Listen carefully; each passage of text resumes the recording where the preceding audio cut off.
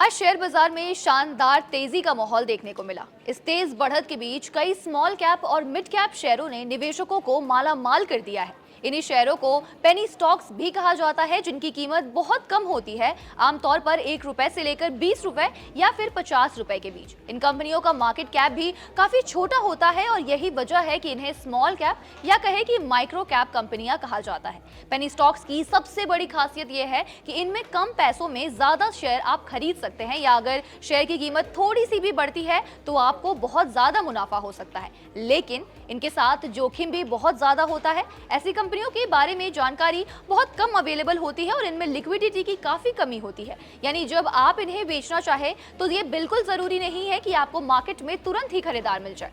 इसके अलावा कम कीमत होने के कारण इन्हें पंप और डंप यानी कि कीमतों में हेरफेर का खतरा भी रहता है। इसलिए इनमें निवेश करने से पहले कंपनी के बिजनेस और कर्ज की गहराई को जांचना बेहद जरूरी होता है। अक्सर एक्सपर्ट्स भी ये सलाह देते हैं कि इन स्टॉक्स में निवेश करने से पहले हमेशा रिसर्च करें और अपना पोर्टफोलियो का एक छोटा हिस्सा ही इसमें लगाएं। इसी कड़ी में आज हम आपको ऐसे 7 शेयरों के बारे में बताने जा रहे हैं जिन्हें निवेशकों ने इस साल जमकर खरीदा है और नतीजा ये हुआ है कि इसमें 20% तक की धमाकेदार तेजी दर्ज की गई है, या कहें इनमें 20% का अपर सर्किट लग गया है। ऐसे में चलिए लिस्ट पर एक नजर डालते हैं और जानते हैं इन कंपनियों के कारोबार और इनके शेयर के प्रदर्शन से जुड़ी सारी जानकारी। सबसे पहले स्टॉक है JTL इंडस्ट्रीज लिमिटेड का। ये कंपनी भारत में स्टील ट्यूब, पाइप और उससे जुड़े उत्पादों के निर्माण और आपूर्ति के क्षेत्रों में काम करती है। इस स्टॉक की मौजूदा कीमत 58.4 रुपए है और आज लगभग 20% की उछाल पर यह शेयर ट्रेड कर रहा है। इस कंपनी का मार्केट कैप 2230 करोड़ रुपए है। 52 हफ्ते का हाई 86 रुपए है और लो 40.2 रुपए है।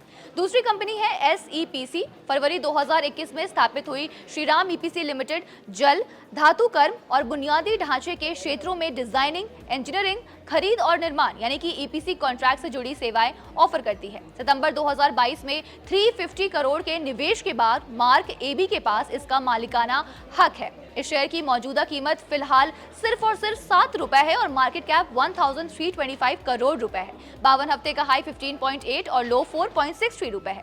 तीसरी कंपनी है वीविन लिमिटेड। ये कंपनी साल 2007 में एस्टैब्लिश की गई एक BPO कंपनी है। कंपनी कॉल सेंटर्स और सपोर्ट सेंटर सेवाओं सहित कस्टमर रिलेशनशिप मैनेजमेंट का बिजनेस करती है। ये दुनिया की सबसे बड़ी गैर आपातकालीन यानी कहे कि नॉन इमरजेंसी शिकायत प्रदाता कंपनीज में से एक है। इस शेयर की मौजूदा कीमत 54 रुपए है और मार्केट कैप 55.2 करोड़ रुपए है। 52 हफ्ते का हाई 77.8 है और लो 35.2 रुपए है। बढ़ते हैं अगले स्टॉक की तरफ जो है तमिलनाडु टेलीकम्युनिकेशंस लिमिटेड का। 1988 में एस्टैब्लिश की गई ये कंपनी मुख्य तौर पर टेलीकम्युनिकेशन के क्षेत्र के लिए ऑप्टिकल फाइबर केबल के निर्माण यानी कि मैन्युफैक्चरिंग का काम करती है। शेयर की मौजूदा कीमत 10.3 रुपए है। मार्केट कैप की अगर हम बात करें तो ये 46.6 करोड़ है। 52 हफ्ते का हाई 26.1 रुपए है और लो 7.81 रुपए दर्ज किया गया है। पांचवा स्टॉक है कीर्ति इंडस्ट्रीज इंडिया लिमिटेड का, जो 1983 में बनी थी। ये कंपनी प्रीमियम क्वालिटी के piping product, gas pipe, telecom ducts, submersible pipe और केसिंग पाइप बनाने का मुख्य तौर पर काम करती है। इसकी मौजूदा कीमत 87 रुपए है। अगर हम कंपनी की मार्केट कैप की बात करें तो ये 458 करोड़ रुपए है। 52 हफ्ते का हाई 179 रुपए है और लो 51 रुपए है। एक्यूरेसी शिपिंग लिमिटेड लिस्ट में छठी कंपनी है। ये company third party logistics solutions offer करने के बिजनेस में कारोबार करती है। Company transportation, distribution, freight forwarding, custom house clearance और तो और वेयर हाउसिंग जैसी कस्टमाइज सेवाएं ऑफर करती है। इसकी मौजूदा कीमत 5.90 रुपए है और मार्केट कैप 88.4 करोड़ रुपए है।